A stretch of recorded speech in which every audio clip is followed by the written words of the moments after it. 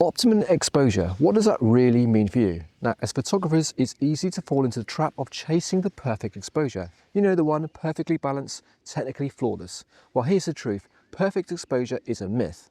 There's no universal right or wrong. There's only your right exposure, and that's the one that's best to serve the story that you're trying to tell. So let's drop the pressure. If the photo isn't textbook perfect, that doesn't mean you failed.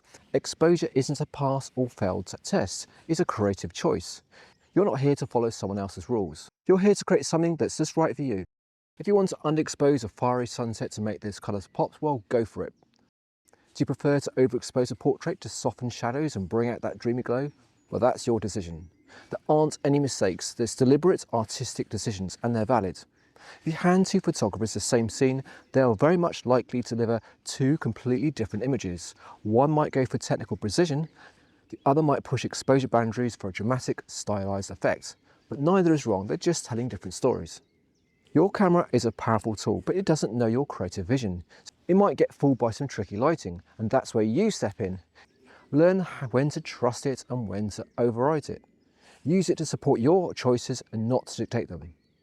Do you want deep, moody shadows? Well, push the exposure down. If you're going for an ethereal, glowing scene, blow it out a bit. These decisions belong to you and not your camera. Even when relying on your meter, make sure it's reading your subject, the part of the scene that you care about. Your gear is there to assist, not to take over. You're the final word on what exposure looks best. Take an image of ocean waves. You could freeze every droplet with a fast shutter, or you could decide to blur it with a soft painting with a really slow shutter speed. You could decide to adjust the white balance for icy blue tones, or perhaps for golden warmth. Each choice tells a different story, and that's where the magic happens.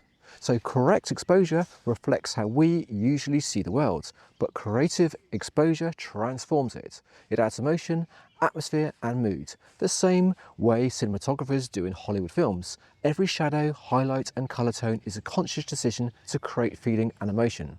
So instead of obsessing over exposure being right, focus on it being right for the mood. Right for the message and right for you. And that's where your true power as a photographer lies. So next time, guys, you're looking for the perfect exposure, it's all down to you. I hope that's useful, guys. Of course it is. Don't forget to subscribe to the channel, and I shall see you soon on another photography video.